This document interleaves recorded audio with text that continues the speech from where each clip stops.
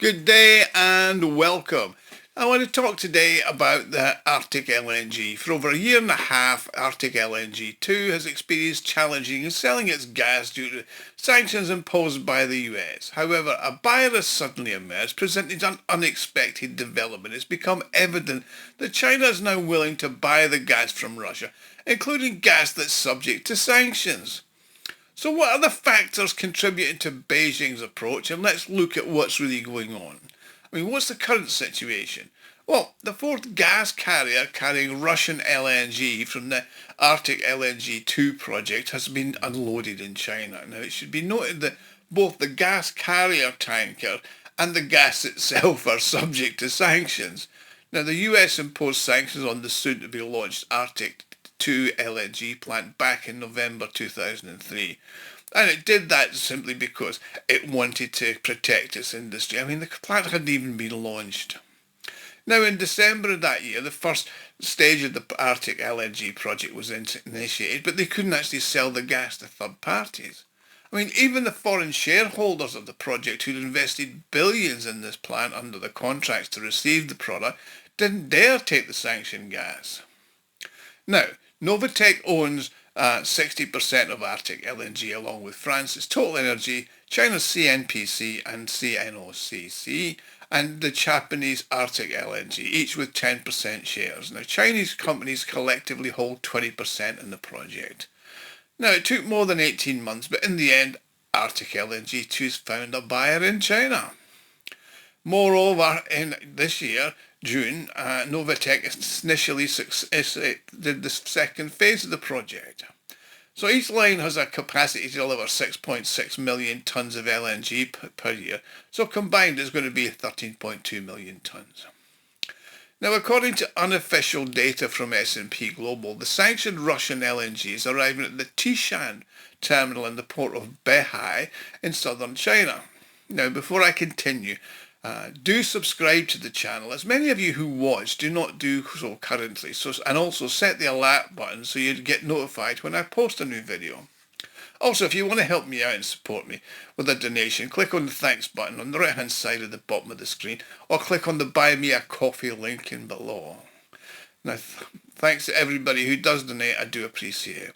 Now, the initial deliveries were made by the gas carriers Rhod and Arctic Mulan, with September deliveries being handled by the sanctioned vessels, the Buran and the Zarya. Now, it's using sanctioned tankers to deliver LNG. Now, the tanker La Perouse, which was sanctioned by the UK back in September 2024, called the Arctic LNG 2 on the 27th of August, according to S&P Global. Now, this vessel was the first of the newly loaded ships to head west along the northern sea route instead of going east.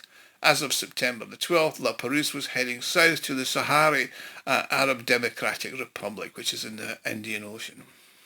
Last year, China was reluctant to purchase this LNG, so the gas from the plant was instead directed to two floating LNG storage facilities in the Murmansk region and one in Kamchatka. Sam UGS and Korak UGS, and these are large storage vessels that were originally built in South Korea. Now, they're just these big storage vessels, and they were transferred to Novatek prior to the start of the sanctions regime. Now, the LNG is stored there, but you've got to release it up to a point because you can't store it forever. Despite the gas carrier maintaining a low temperature, the gas still gradually heats up, expands, and then is released into the atmosphere.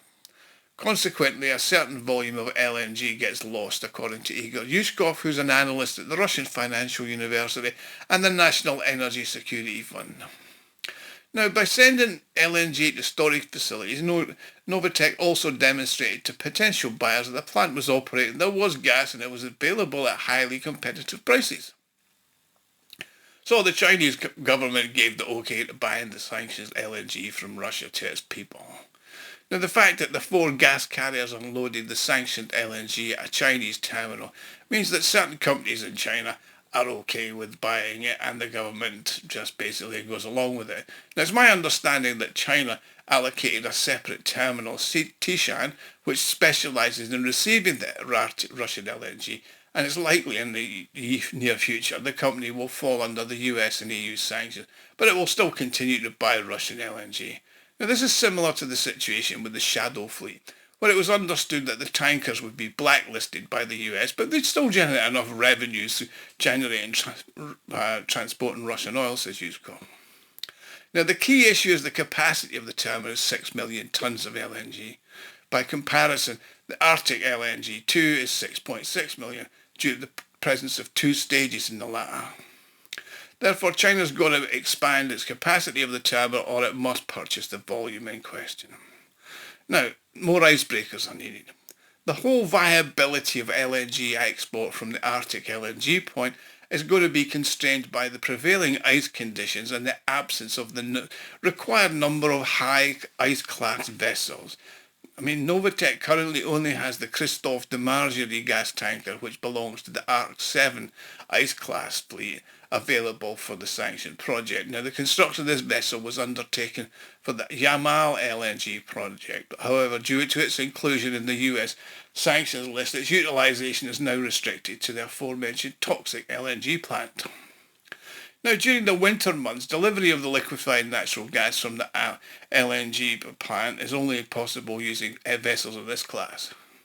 However, the number of vessels available is insufficient to meet the demand, and Yushkov has noted that it's possible to export LNG in winter through the Gulf of Ob on gas carriers of a lower ice class, Arc 4, with transshipment to the Arctic region, Murmansk, then to a regular tanker and then passage to Europe through the Europe and the Suez Canal, Mediterranean, rather than the Northern Sea route. That's the only feasible position now under optimal ice conditions with the restrictions in place. Now these are going to remain in case until the project receives additional ice class vessels which are currently being completed at Russia's Zveda yard. So why did China decide to ignore the US sanctions? I mean, what are the decisions behind China's authorization of Russian LNG from a sanctioned plant at this time? Well, in my opinion, it's a response to the escalating tensions with the US. I mean, the situation's changed due to the impact of the trade wars and tariffs. In 2025, China stopped importing LNG from the US, which is the world's currently largest LNG producer. In light of the potential risks associated with gas shortages, China has strategically allocated the Tishan terminal for gas supplies from Russia. And this decision is expected to mitigate the sanctions risk and ensure the gas security of its supplies to China. Plus, China realised it's a bit stupid to reject a very favourable offer of LNG at a discount, as the US will continue to exert pressure and push for its dominance. So this confrontation will be more manageable with Russian LNG, which is available at very competitive prices, much lower than the US. In addition, Beijing has decided to decline to buy American LNG, and that didn't happen last year. I mean, it's obvious Russia gave China a discount on the LNG, and it's highly likely that the Russian side will agree to continued discounts on this LNG. Now, it's also possible that China agreed to long-term supplies of the sanctioned LNG at favourable prices just because of the Russian-American negotiations and the potential lifting of some restrictions.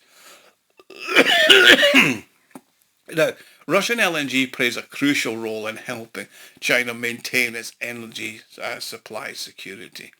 Now, as a result of these developments, China has signed a memorandum of agreement on the Power of Siberia 2 and the increased volume of supplies by the Power of Siberia 1, and the Far East route will make sure that it is secure. For all Chinese goods originating from the north are significantly safer than those from the south. And that's because the Americans themselves can refuse their LNG supply to that, but also they can influence Qatar and Australia to do the same. Plus, the US has the option of halting its supply of LNG from other people, including the investors in the Qatari projects who will basically comply with sanctions. Plus, all the trades from the Middle East pass through the Straits of Malacca, which the US has the ability to close with its Pacific fleet so close. So that's the reasons why China's buying Russian LNG that's been sanctioned. And thanks for watching. Hope you've enjoyed this, and I'll see you all again soon. Thank you.